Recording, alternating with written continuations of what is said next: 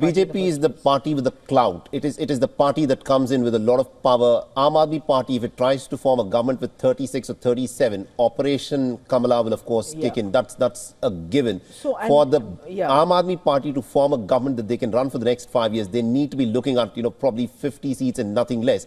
But BJP with just 36 seats will sit pretty and they'll run the government for the next. I'm told that my colleague Siddhant Sibil, who is at this moment in the Bharatiya Janata Party headquarters, and my colleague Dharamjot Kaur, who is at this moment in the Aam Aadmi Party headquarters, are also joining us live on this broadcast. Siddhant, let me start with you first. This is a key moment for the Bharatiya Janata Party. 41 is where the BJP seems to be leading. 29 is where the Aam Aadmi Party seems to be leading on. Give us a sense of what the mood is like in the BJP headquarters. Well, Mohammed, nothing is celebrated like success is, and that is clearly the mood here. We saw since morning when the early trends were out, there was an upbeat mood at the BJP headquarters, and the celebrations are now in full-blown mood. Now, essentially, I'll show you the celebrations first, then we'll talk more about the elections. So there you have it, that there is early Holi, it looks like clearly, from the celebrations which are taking place here. And of course, people are celebrating here. You can see the people here celebrating, and clearly in the holy colors, and very upbeat about the victory as well. You have the dhols as well. There you can see dhols and of course celebrations. I believe the laddus are also out here at the BJP headquarters, the Delhi headquarters of the BJP, and this is the mood that has been like for last 1 hour. The BJP, of course, making major leads and gains since last 1 hour. So that is the mood here on the ground. I really can't hear you right now because of the celebrations here. But one thing is clear, that the BJP is going to celebrate this day in a big way as the day progresses. All right. Of course, it's very apparent. Dhols are out, the laddus are out, so are the colors, and Siddhant's voice drowning there. Dharamjot, let me quickly come across to you. Earlier, just a short while ago, we were also getting some celebration shots from the Aam Aadmi Party. Now, if numbers are anything to go by, the Aam Aadmi Party is at 30, BJP at 40. What's happening there? Well, Haim, the mood has changed here drastically since we last spoke. Right. I mean, there are a couple of party workers only out here, we could still hear them sporadically chanting in support of Arvind Kejriwal and the party. About a half hour ago, there was a car full of sweet boxes that also arrived here at the party office. But then again, that's pre-ordered. Nobody knows how the election mandate is going to turn out. And so win or lose, I think sweets end up becoming an integral part of, the result anyway. But the mood here has drastically changed. It's become very, very somber, unlike what it was early in the morning when the party was very optimistic. But at this moment, it's fairly quiet. Intermittently, party workers keep playing their campaign songs in the background to try and still keep the mood upbeat, to try and ensure that their party workers do not lose faith, do not lose hope, and that they still stand tall. But if the results and the trends are anything to go by, celebration is not something that we will be witnessing here at the Aam Aadmi Party quarters, unlike where Siddhant is at the BJP headquarters. And also, Dharamjot, at this moment, you're at the Aam Aadmi Party headquarters. Do you see any leaders coming in, going out? What's the activity in terms of the leadership of the AAP there? Well, Saleh, the last we know, all the top leadership is still huddled at Arvind Kejriwal's residence. The leadership is not here at the office, which kind of is an indication of, the party also sort of accepting their fate with respect to this particular election mandate. What's expected in a few hours from now is that maybe because the stage is being set up, the sound check is done, more banners are being put up, there might be a press conference.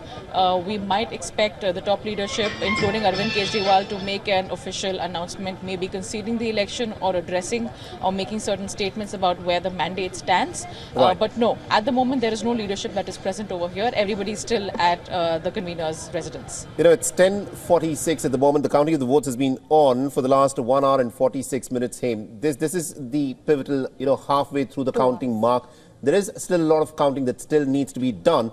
But the fact is the numbers, it's difficult to see as to how they could change this moment. 40 for the BJP, 30 for the Aam Aadmi Party. At this moment, Siddhant, if I can bring you in, for the Bharatiya Janata Party, this looks like, Holi, Diwali and all of the festivals have come together for the first time in Delhi. The last time the BJP won the election in Delhi was in 1993. And if they are winning again, that is since 32 years that the BJP had not won an election, they would be winning now. At this moment, you spoke about the mood there, but also give us a sense of, is there a talk as to who could be the possible next chief minister from the Bharatiya Janata Party if they go on to maintain this lead and form the government there? Well, first things first, the celebrations, of course, coming after a gap of 27 years, given the fact that last time BJP was in power was 27 years ago. And looking at the celebrations here, yes, you're right, it is Holi for them. They are in Holi colors, and it looks like it will be a big day, festive day for the BJP at its Delhi headquarters. I'm standing at the Delhi headquarters where the celebrations are happening.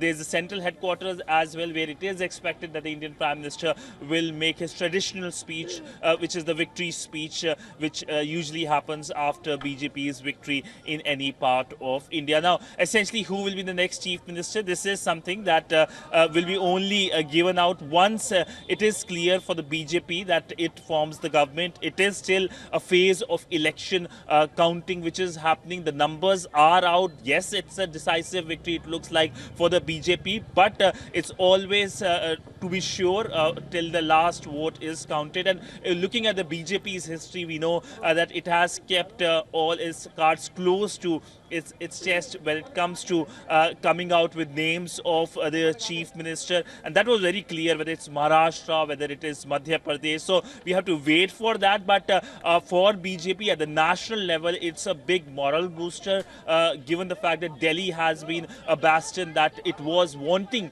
to break very early on, but it was the AAP that was preventing from that. But it looks like two things worked for BJP.